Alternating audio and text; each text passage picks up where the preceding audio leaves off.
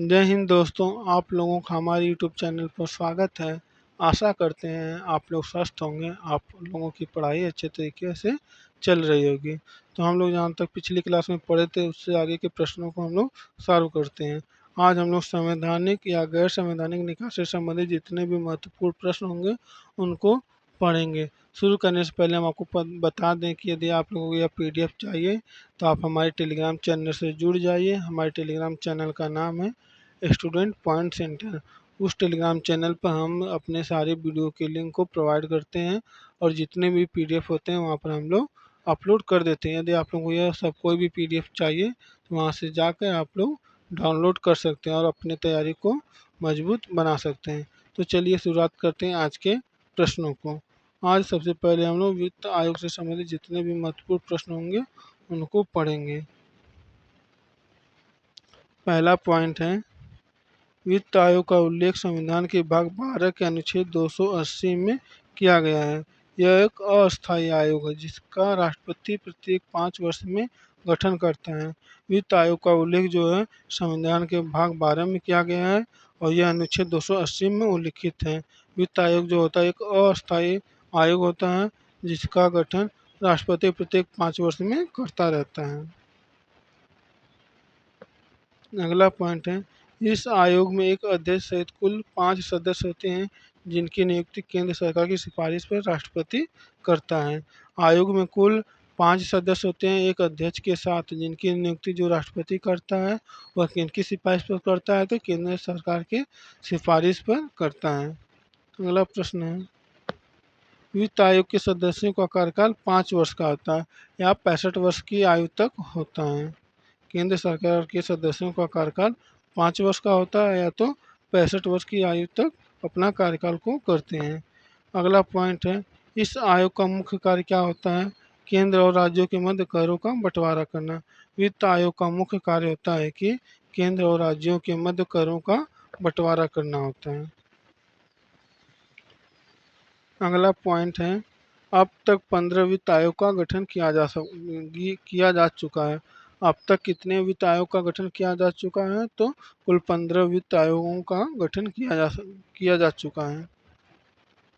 अगला पॉइंट है, 15वें 2020 से 2025 वित्त आयोग के अध्यक्ष कौन है तो नंद किशोर सिंह हैं।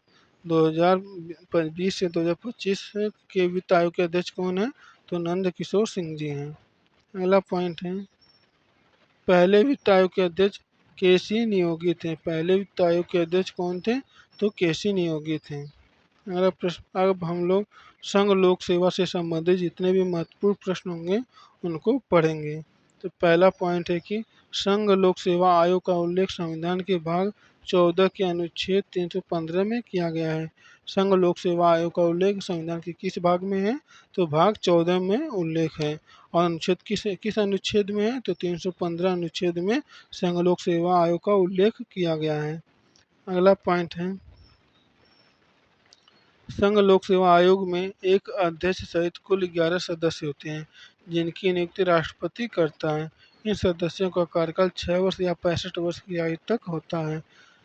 संघ लोक सेवा आयोग के में कुल सदस्यों की संख्या 11 होती है और एक अध्यक्ष होता है। इनकी कार्यकाल 6 वर्ष होती है या तो 65 वर्ष की आयु तक होती है। इनकी नियुक्ति कौन करता है? संघ लोक सेवा आयोग के सदस्यों की नियुक्ति राष्ट्रपति करता है। अगला पॉइंट है, यदि केंद्रीय भर्ती संस्थान के रूप में केंद्र के कार्मिक मंत्रालय के अधीन कार्य करता है। केंद्रीय भर्ती संस्था जो है के रूप में केंद्र के कार्मिक मंत्रालय के अधीन कार्य करता है। अगला पॉइंट है, इस आयोग के प्रथम अध्यक्ष सर रोज बारकर तथा प्रथम भारतीय अध्यक्ष H.K. कृपलानी थे। संघ लोक सेवा आयोग के प्रथम अध्यक्ष कौन थे? सर रोज बारकर थे तथा प्रथम भारतीय अध्यक्ष कौन थे? H.K. कृपलानी जी थे। अगला पॉइंट है,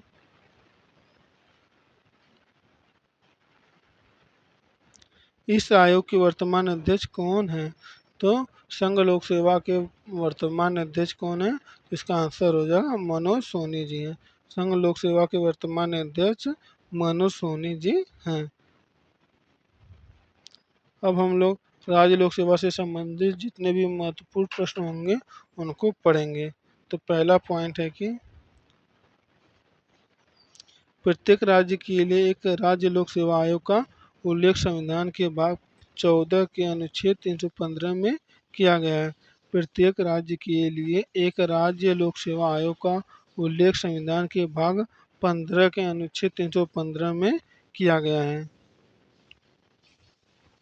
अगला पॉइंट है, इस आयोग में एक अध्यक्ष सहित कुल 11 सदस्य होते हैं, जिनकी नियुक्ति कौन करता है? तो राज्यपाल करता है।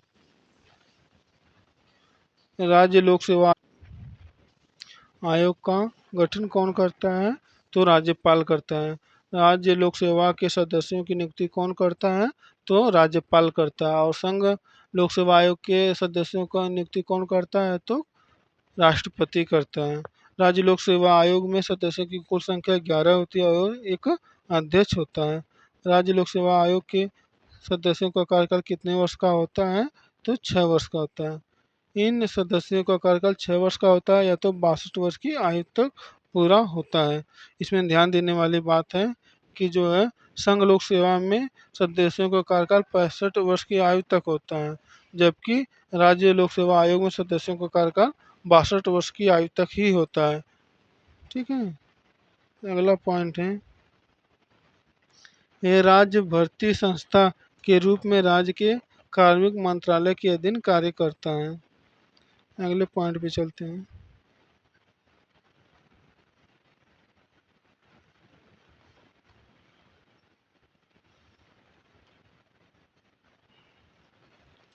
अब हम लोग केंद्रीय निर्वाचन आयोग से संबंधित जितने भी महत्वपूर्ण प्रश्न होंगे उनको पढ़ेंगे।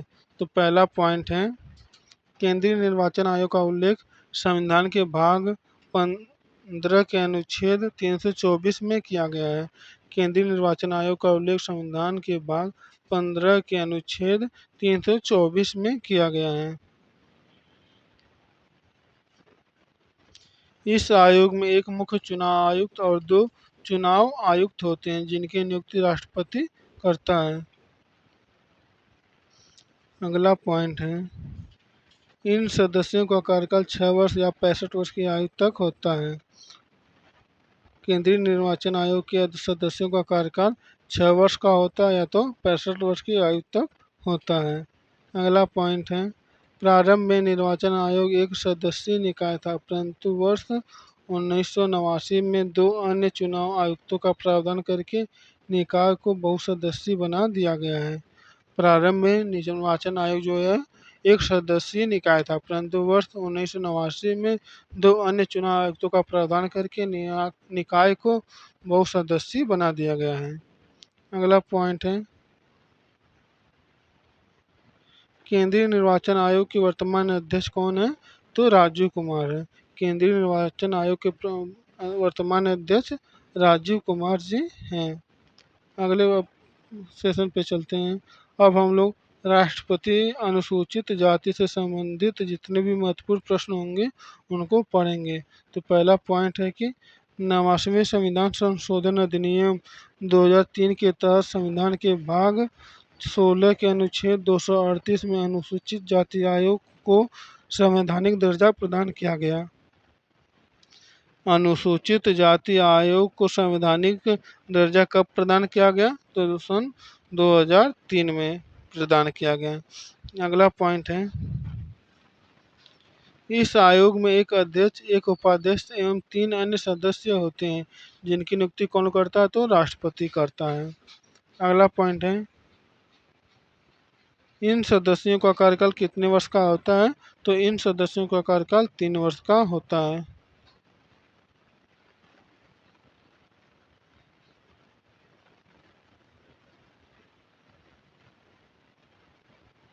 इस आयोग का मुख्य कार्य क्या है? इस आयोग का मुख्य कार्य होता है कि अनुसूचित जाति की सुरक्षा एवं विकास करना होता है। इस आयोग का मुख्य कार्य होता है कि अनुसूचित जाति की सुरक्षा एवं विकास करना होता है। अगला पॉइंट है, इस आयोग के वर्तमान अध्यक्ष कौन है? इस आयोग के वर्तमान अध्यक्ष किशोर मकवाना जी हैं। इस आयोग के वर्तमान अध्यक्ष किशोर मकवाना जी हैं। अब हम लोग राष्ट्रीय अनुसूचित जनजाति आयोग से संबंधित जितने भी महत्वपूर्ण प्रश्न होंगे उनको पढ़ेंगे। तो पहला पॉइंट है कि 89वें संविधान संशोधन अधिनियम 2003 के तहत संविधान के भाग 16 के अनुच्छेद 338 ए में अनुसूचित जनजाति आयोग को संवैधानिक दर्जा प्रदान किया गया है। अगला पॉइंट है, इस आयोग में एक अध्यक्ष, एक उपाध्यक्ष एवं 3 अन्य सदस्य होते हैं, जिनकी नियुक्ति कौन करता है? तो राष्ट्रपति करता है। ये सब तो हम लोग पढ़ चुके हैं। इसका होगा, इस आयोग के वर्तमान अध्यक्ष कौन है? तो इस आयोग के वर्तमान अध्यक्ष अंतर सिंह आर्य जी हैं। अब हम लोग राष्ट्रीय पिछड़ा वर्ग आयोग से संबंधित जितने भी महत्वपूर्ण प्रश्न होंगे उनको पढ़ेंगे। तो पहला पॉइंट है कि 102वें संविधान संशोधन अधिनियम 2018 के तहत संविधान के भाग 16 के अनुच्छेद 338 बी में पिछड़ा वर्ग आयोग को संवैधानिक दर्जा प्रदान किया गया है। 102वें संविधान संशोधन अधिनियम 2018 के तहत संविधान के भाग 16 के अनुच्छेद 338 बी में पिछड़ा वर्ग आयोग को संवैधानिक दर्जा प्रदान किया गया है। अगला पॉइंट है, इस आयोग में एक अध्यक्ष, एक उपाध्यक्ष एवं 3 अन्य सदस्य होते हैं, जिनकी नियुक्ति कौन करता है? तो राष्ट्रपति करता है। अगला पॉइंट है, इन सदस्यों का कार्यकाल कितने वर्ष का होता है? तो 3 वर्ष का होता है। इस आयोग का मुख्य कार्य क्या होता है?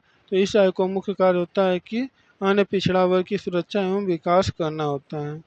अगला पॉइंट है, इस आयोग के वर्तमान अध्यक्ष कौन है? इस आयोग के वर्तमान अध्यक्ष हंसराज गंगाराम अहीर जी हैं। इस आयोग के वर्तमान अध्यक्ष कौन है? तो हंसराज गंगाराम अहीर जी हैं। तो दोस्तों आज के लिए इतना ही। बाकी की वीडियो पढ़ने के लिए आप हमारे चैनल को सब्सक्राइब कीजिए, वीडियो को लाइक कीजिए। यदि आप लोगों को यह PDF चाहिए तो आप हमारे टेलीग्राम चैनल से जुड़ जाइए। हमारे टेलीग्राम चैनल का नाम है स्टूडेंट पॉइंट सेंटर। आज के लिए बस इतना ही। जय हिंद, जय भारत।